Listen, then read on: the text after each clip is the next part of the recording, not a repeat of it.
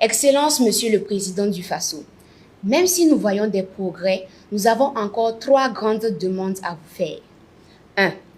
Excellence, Monsieur le Président du Faso, nous avons entendu dire que même si la loi a ramené le mariage à 18 ans, il y a l'exception à 16 ans. Pouvez-vous leur dire de fixer ça à 18 ans sans exception si possible? Cela protégera toutes les filles contre les mariages précoces et leur permettra de rester à l'école et de vivre leur enfance. 2. Excellence, Monsieur le Président du Faso, nous sommes contents que vous avez instauré le 15 mai pour nous permettre de connaître notre tradition. Mais nous avons peur que nos papis et mamies pensent qu'ils peuvent exciser les filles et marier les enfants. Nous voulons vous demander de, si possible, prendre la parole officiellement pour leur expliquer le sens de la journée du 15 mai, journée des coutumes et des traditions et dans toutes les langues. Excellence, Monsieur le Président du Faso, nos parents nous ont expliqué que la loi prévoit que les enfants qui ont commis des délits mineurs n'aillent pas en prison, mais qu'ils fassent des travaux légers comme désherber le CSPS, nettoyer la cour de l'école. Pouvez-vous demander au juge d'appliquer cette décision? Cela évitera aux enfants d'aller en prison et d'être en contact avec de mauvaises choses. Excellence, Monsieur le Président du Faso, nous savons que vous nous écoutez et que vous êtes prêts à agir pour nous protéger. Ces changements sont très importants pour nous et nous permettra d'avoir un avenir meilleur. Merci, Excellence, Monsieur le Président du Faso, de toujours penser à nous, de nous protéger, de nous soutenir et de construire avec nous un Burkina Faso où chaque enfant peut être en sécurité, aller à l'école et réussir dans la vie. Nous vous remercions. Bonjour à tous. Soyez les bienvenus. Donc vous êtes des honorables députés aujourd'hui. Et je suppose qu'à l'ALT, tout s'est très bien passé. Oui. Les ministres ont pu bien répondre, ils ont été convaincants? Oui. D'accord, Dieu merci. En tout cas, il y a beaucoup de choses que nous avons entrepris en faveur donc, des enfants. Et tout ce que nous faisons d'ailleurs, c'est en faveur des enfants. Vous êtes l'avenir de cette nation, vous êtes l'avenir de la patrie. Donc tout ce que nous faisons, c'est pour les enfants. Ça, il faut déjà comprendre cela. Toute initiative que nous prenons, c'est pour votre bien-être, c'est pour que vous puissiez vivre donc en bonne santé, aller à l'école, vous épanouir et faire tout ce que vous pouvez apporter pour la patrie. Beaucoup de choses ont été initiées, beaucoup de choses restent à faire, tout dépend du rythme auquel nous partons. Et comme vous constatez, il y a beaucoup d'enfants aussi qui étaient déplacés, mais qui commencent à reprendre les cours petit à petit dans plusieurs localités. Ça, c'est dû à l'abnégation des forces de défense et de sécurité et les VDP qui sont sur le terrain, qui se donnent corps et âme, qui se sacrifient jour et nuit pour que vous, les enfants, vous puissiez vivre en paix et aller à l'école. Rien qu'aujourd'hui, donc, j'apprenais dans une des régions, il y a au moins plus de 10 000 enfants qui ont repris les cours. Donc, les classes ont été officiellement ouvertes et je pense que ça va en droite ligne avec vos aspirations qui sont que tous les enfants puissent aller à l'école. Les infrastructures éducatives sont en pleine amélioration et je pense qu'il y a beaucoup d'enfants parmi vous qui viennent de certaines régions qui ont dû voir pendant la saison pluvieuse beaucoup d'écoles qui se décoiffent et donc qui impactent négativement sur vos cours. Donc, nous avons élaboré un nouveau modèle d'école et nous sommes en train de trouver les moyens pour implémenter ça un peu partout au Burkina pour que les intempéries et autres catastrophes naturelles ne puissent pas impacter vos études. Au cours de l'année, il y a eu quelques inondations et à Bobo-Dioulasso, il y a une école où les eaux ont failli piéger des enfants. Dieu merci, les pompiers donc, ont pu rapidement intervenir. Donc tout ça nous a interpellés à réfléchir à un modèle d'école qui pourra donc permettre aux enfants d'étudier en toute sécurité et de bien étudier. Sur le volet de la santé, comme ils vous l'ont dit, c'est réel. Nous sommes en train de lancer l'hôpital mère-enfant. Rien que cette semaine, j'ai eu une petite rencontre avec quelqu'un du Bureau national des grands projets pour parler de ça. Et j'espère bien que 2025, on pourra le lancer. L'ambition, c'est que vous partez à l'école gratuitement et qu'on puisse vous soigner gratuitement. C'est notre objectif et nous travaillons à ce que cela puisse arriver. C'est notre rêve aussi comme ça.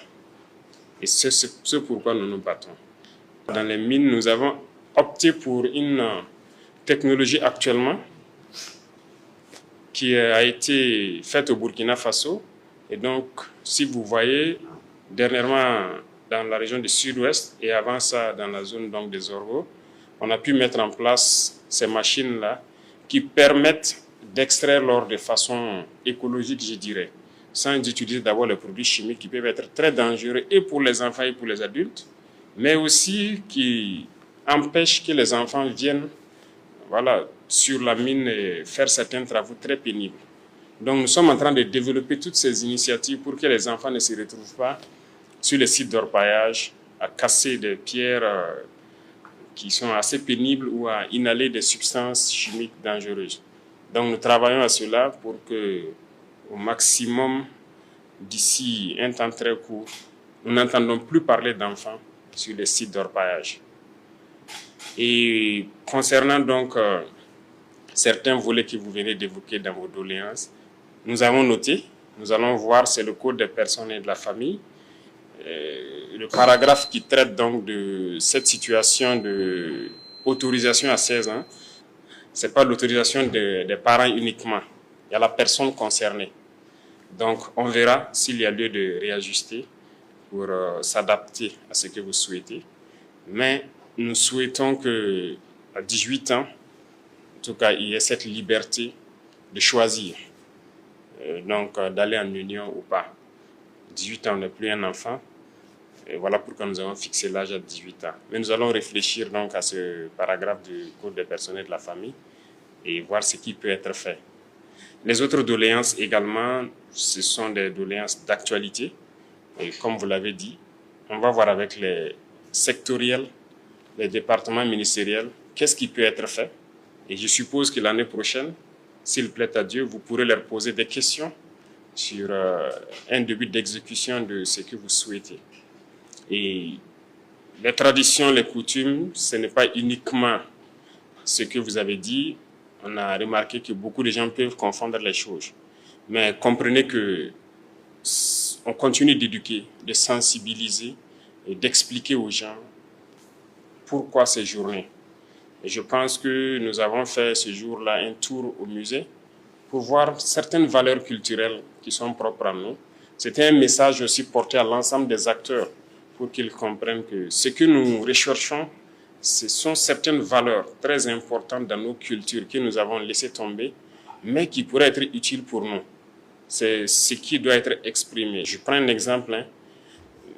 Vous voyez, il y a dans certains villages des gens qui avaient de la connaissance, des forgerons, qui arrivaient à prendre la terre et à extraire le fer. Mais aujourd'hui, est-ce qu'il y a des enfants qu'on initie à ça?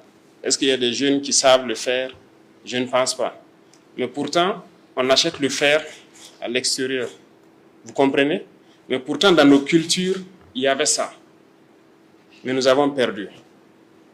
Dans nos cultures, quand j'ai été au musée, j'ai vu qu'il y avait des types de constructions que nous avions qui devraient nous permettre aujourd'hui, dans le contexte de guerre, de faire face facilement à l'ennemi. Mais nous avons perdu beaucoup de choses. Bref, il y a tellement de choses positives dans notre culture, c'est ce que nous voulons que nous partons puiser. Mais tout est une question de communication. Nous allons continuer à communiquer et à sensibiliser sur les dérives qui peuvent provenir de la mauvaise compréhension du 15 mai et que ça ne parte pas dans le sens de l'excision ou tout autre fait qui puisse être nuisible à qui que ce soit. OK? Donc, nous pouvons vous assurer que nous travaillons en toute âme et conscience pour que vous soyez de très bons citoyens de demain. Ce pays vous appartient, c'est à vous de le prendre. Nous allons vous inculquer un certain nombre de valeurs et de transmettre ces valeurs à vos enfants. Demain, vous aurez des enfants, vous serez à notre place et vous allez aussi donner tout pour que vos enfants soient dans de meilleures conditions que vous. Quand je vous écoute aujourd'hui, vous êtes meilleurs que nous. On veut que vos enfants puissent être meilleurs que vous. Donc, on est obligé de vous inculquer un certain nombre de valeurs. Et aujourd'hui, à l'école, on a introduit un certain nombre de matières. l'éducation civique que j'ai instruit le ministère de mettre. C'est pour vous former au patriotisme. Voilà, pour que vous repreniez en main votre patrie. Et ça demande un certain nombre de valeurs que vous devez comprendre et mettre en œuvre tous les jours.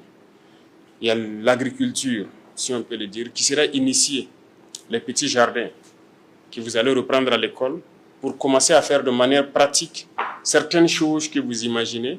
Et je sais qu'il y a beaucoup de gens qui aiment ces activités, qui le font peut-être par contrainte, mais si on vous initie, ça pourra permettre à d'autres de se lancer plus tard, quand ils seront grands, et de choisir leur filière d'ailleurs. Donc, même les métiers, un certain nombre de petits métiers seront introduits à l'école pour que ceux qui ont la passion pour la mécanique, l'électricité ou autre, puissent dès un certain âge commencer à toucher du doigt de manière pratique et pouvoir se spécialiser à un moment donné pour être très performant dans la filière qu'il aura choisie. Voilà un peu un certain nombre d'innovations que nous sommes en train d'introduire à l'école, mais nous restons toujours à l'écoute. Peut-être que vous pourrez vous-même réfléchir à quelque chose et faire des apports. Donc vous n'êtes pas que des enfants, ne vous dites pas que vous ne pouvez pas apporter quelque chose. Vous pouvez réfléchir, faire des propositions aussi à vos enseignants, à vos encadreurs. Ils vont nous faire remonter et ça va nous permettre d'améliorer beaucoup de choses. On se comprend? Oui. Donc rassurez-vous, nous faisons tout pour que vous soyez de très bons citoyens et que vous puissiez vivre dignement des ressources de votre pays et que vous ayez un avenir prometteur. C'est tout notre combat comme ça et nous allons continuer à lutter pour ça. Merci beaucoup d'être passé pour me dire bonjour. Moi, je suis très content de vous recevoir. Je suis toujours très content d'être parmi les enfants. Si je pouvais passer toutes mes journées avec vous, j'allais le faire. Mais vous devez aller bosser. Moi aussi, je dois aller bosser. Mais j'espère qu'on se retrouvera très bientôt. Mais on sera toujours fiers de vous recevoir, d'échanger avec vous.